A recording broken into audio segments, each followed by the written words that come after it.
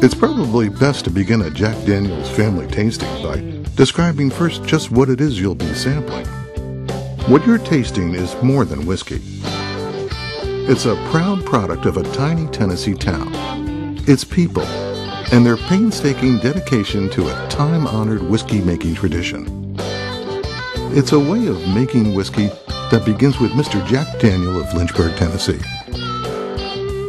There really was a Jack Daniel. Actually, his name was Jasper Newton Daniel. But back then, like now, his friends simply called him Jack. He stood just 5 foot 2 inches tall, but was fiercely independent. And what he lacked in height, he more than made up for in the stature of the whiskey that still bears his name. Jack Daniel's is still made according to Mr. Jack's recipe and process. Every drop of our whiskey enjoyed in more than 135 countries is made right here in Lynchburg, Tennessee, just as it was in Jack's day. Mr. Jack established his distillery here in the Hollow in 1866, today making it America's oldest registered distillery. He came here because of the abundance of crisp, clear spring water that flows from the cave. The limestone rock naturally filters our water and makes it perfect for crafting good whiskey. The water is one of the reasons we're still here today. Another is the dedication of the people who crafted Jack Daniel's whiskey now for more than 7 generations. Still making it the Jack Daniel's way, remaining true to Mr. Jack's guiding words. Every day we make it, we'll make it the best we can. And making it the best that we can means using only the finest corn, malted barley, and rye. It means charcoal mellowing the whiskey drop by drop through 10 feet of sugar maple charcoal. Mellowing the whiskey is a costly and time-consuming process, but it makes Jack Daniel's different. It's the extra step that gives Jack Daniel's its smooth, sipping character. And it makes it something more than bourbon. It makes it a Tennessee whiskey. Once mellow, the whiskey is entrusted to new charred and toasted white oak barrels to mature in the barrel houses that dot the surrounding hills. Most of the whiskey's flavor and all of its color is drawn from the barrel as the whiskey works its way in and out of the wood with the heat and cool of the passing seasons. So important is the quality of the barrel to the quality of our whiskey that the Jack Daniel Distillery insists on making its own. We're the only major distiller that makes its own barrels, all to have greater control of our whiskey's color and flavor. The barrels are ready to bottle when a taster determines they've reached peak maturity. We mature our whiskey to taste, not to a calendar, because where a barrel rests in the warehouse and the individual character of the wood determines just how long it takes our whiskey to mature. We judge our whiskey the same way you do. We rely on taste, and it's time to do just that. Let our whiskey speak for itself, and let you taste and judge for yourself its quality and character.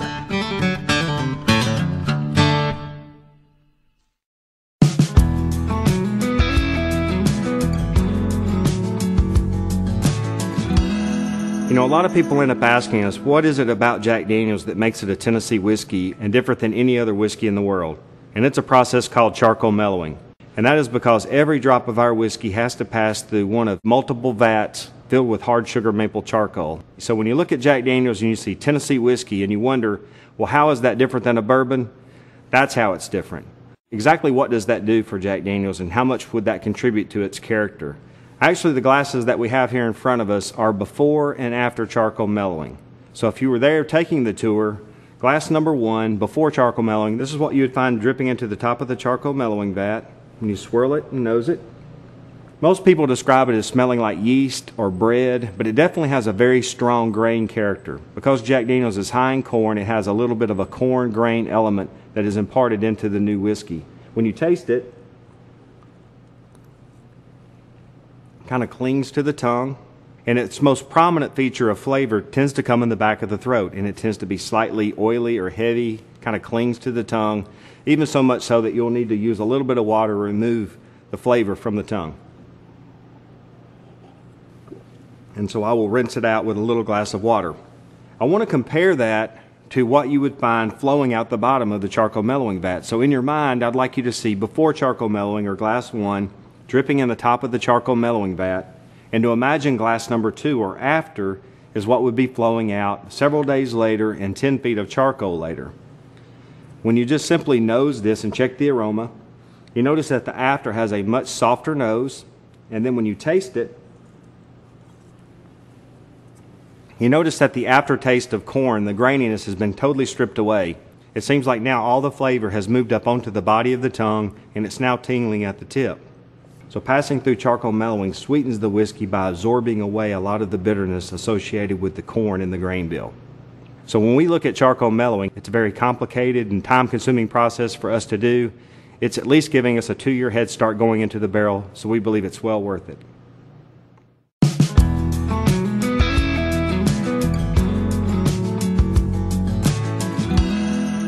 First of all, before you taste any whiskey, I think it's important that you would always check the aroma first. A lot of people don't realize it, but you actually can discern 1,000 different aromas with your nose, while you're basically limited to about 4 different types of flavors with the tongue. So as you have different flavors that show up on the tongue, a lot of that has to do with what you're smelling at the time. So your nose is kind of revealing a lot of that character to you. So when it comes to assessing a whiskey by aroma, I think just when you nose it, the things that you can notice, whether it's got a lot of sweet character, a lot of oak character, a lot of that's going to be revealing what that flavor is ultimately going to be when you get to the point of tasting. Now, when you get to the point of tasting, at least for me personally, I think it's important that you not flood your mouth, swish it around, and immediately swallow it. What I've learned is that all of your sweet taste buds are concentrated on the tip of your tongue. Your sour taste buds are on the sides of your tongue and underneath. And then your bitter taste buds are located on the back of the tongue and the back of the throat. And then the other basic flavor type that you can taste is salty, and you can detect salty wherever it touches the palate. But when you take whiskey into your mouth, I call it a thimbleful. I take in whatever that quantity is that I'm comfortable that I can hold on the tip of my tongue for just a couple of seconds. I'll let that ease to mid-palate and rest for a couple of seconds, and then I swallow it.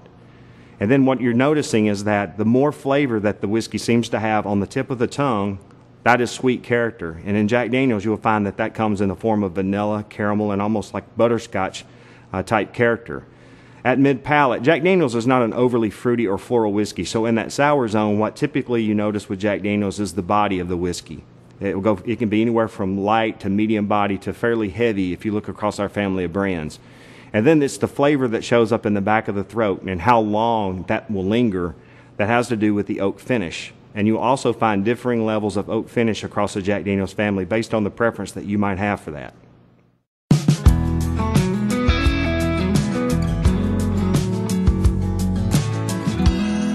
What you see in front of me are the whiskeys that comprise the Jack Daniel's family of brands.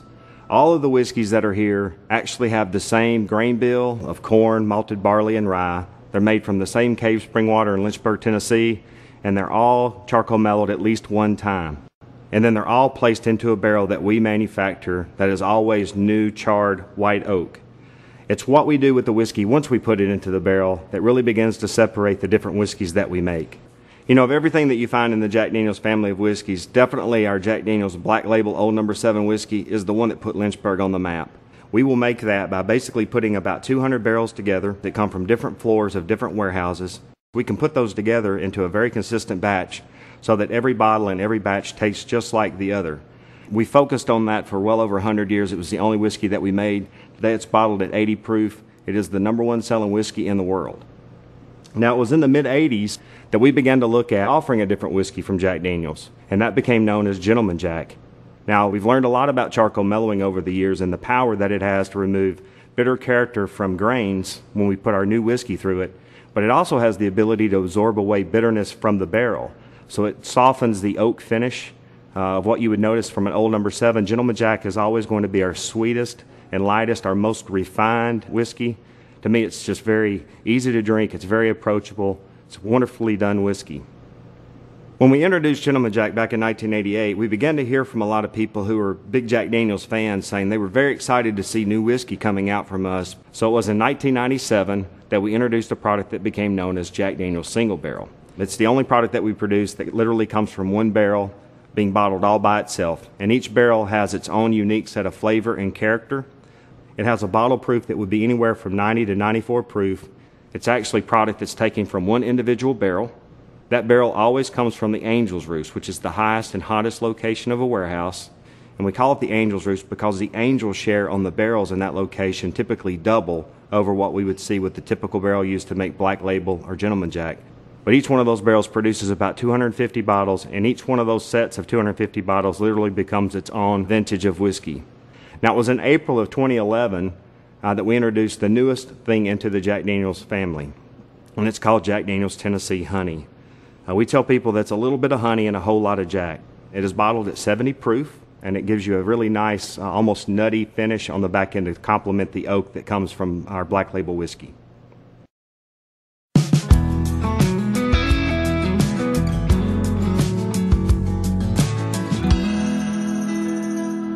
When it comes to tasting the Jack Daniels family of whiskeys, I always suggest that people start with Gentleman Jack first. It being our only 2 times charcoal mellowed whiskey, it also comes off as being our sweetest, lightest, and least oaky whiskey, so it's an excellent place to start to kind of break the palate in for the rest. But with any tasting, I always say you should nose it first, so you need to check the aroma. To me, the nose is obviously sweet. It tends to be vanilla and caramelish in character. Nothing harsh about it. You can kind of tell that this is going to be a very palatable whiskey, a really nice one. Now, when it comes to tasting, I like to honor those zones on the tongue.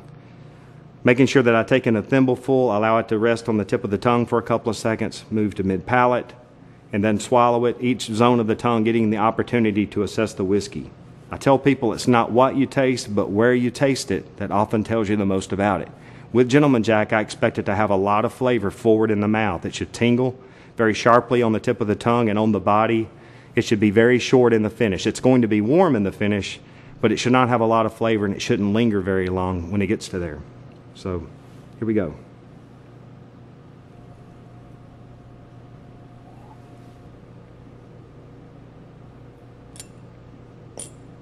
I have a lot of flavor on the tip of my tongue right now. It's very sweet, kind of tingling on the body and out to the tip.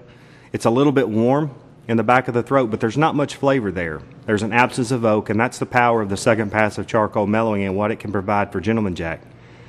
I think for anyone who is just new to whiskey drinking, somebody who's looking for something nice, something that's very easy to approach, that you can serve to a lot of different people and expect that they would all find it enjoyable and likable, Gentleman Jack is a really nice choice, but also, in some cases, maybe a safe choice to provide a very diverse group of drinkers.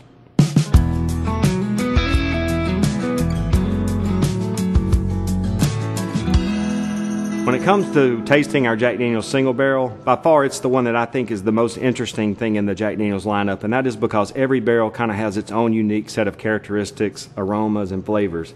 So when you first pick it up, you always want to check the aroma first. Just as I expected, you definitely pick up on that sweet vanilla caramel characteristic that you see in Gentleman Jack and Old No. 7, so there's definitely some common elements in this glass that you would find in the other glasses of Jack Daniels, but at the same time, there's definitely a layer of complexity, a creaminess on the nose that you wouldn't find in the others. So if we want to move to tasting that,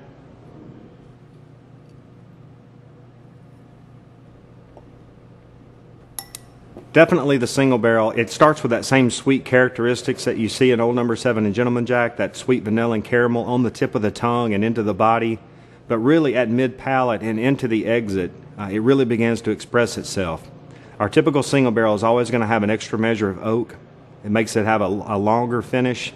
It tends to linger around a little bit longer. The flavor tends to last. It has a very creamy mouthfeel that I think really kind of differentiates it from the other whiskeys that you find from us. But, you know, for somebody who's really looking for just one good quality glass of whiskey to end the day, somebody who really enjoys whiskey flavor, just simply going to put it on the rocks, drink it neat, or with a little bit of water, I really like single barrel as a choice for that type of drinker. I think it's never going to disappoint, even though every barrel is going to be different.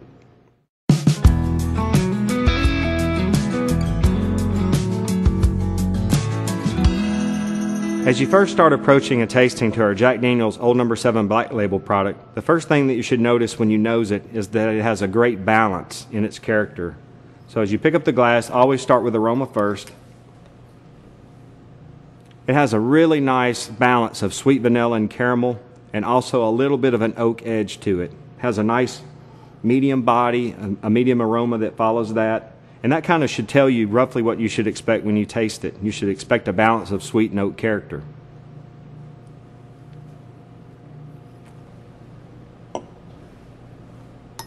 It has a wonderful balance right now. Even though I've got a little bit of a tingle of sweet on the tip of my tongue, and I can feel a little bit of the kick of oak in the back of my throat, what I'm really noticing is that the flavor seems like it's concentrating itself right at mid-palate, which is showing you that it's not sweet and it's not oaky, but it's going to be a balance of those two.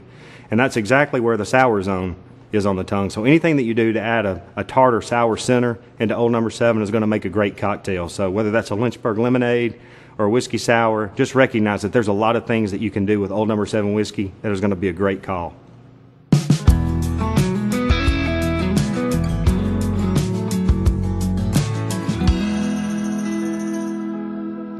The next product that we'll be tasting is Jack Daniel's Tennessee Honey.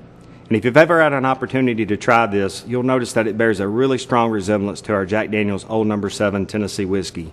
And that is because that's exactly where this product starts. We describe it as being a little bit of honey and a whole lot of Jack. So if you would like to see a glass of Old No. 7, maybe slightly sweeter, or maybe with a little bit of a nutty finish, imagine that that's what we've done, because that's exactly what Tennessee Honey is. When you pick up the glass and nose it, you can definitely tell that it has a really complex sweet nose. You can definitely pick up the nuttiness in it. To me, it's kind of reminiscent of a pecan pie or a maple syrup or maybe a praline, something that is sweet and nutty.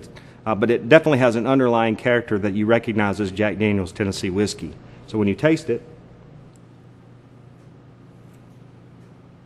you definitely notice that it has a lot of inherent Jack Daniel's character, just a little bit sweeter on the front and a little bit nutty on the finish.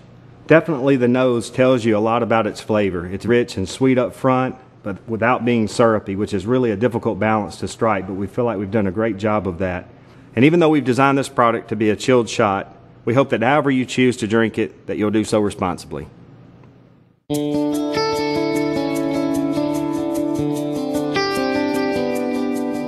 We hope you've enjoyed your tasting.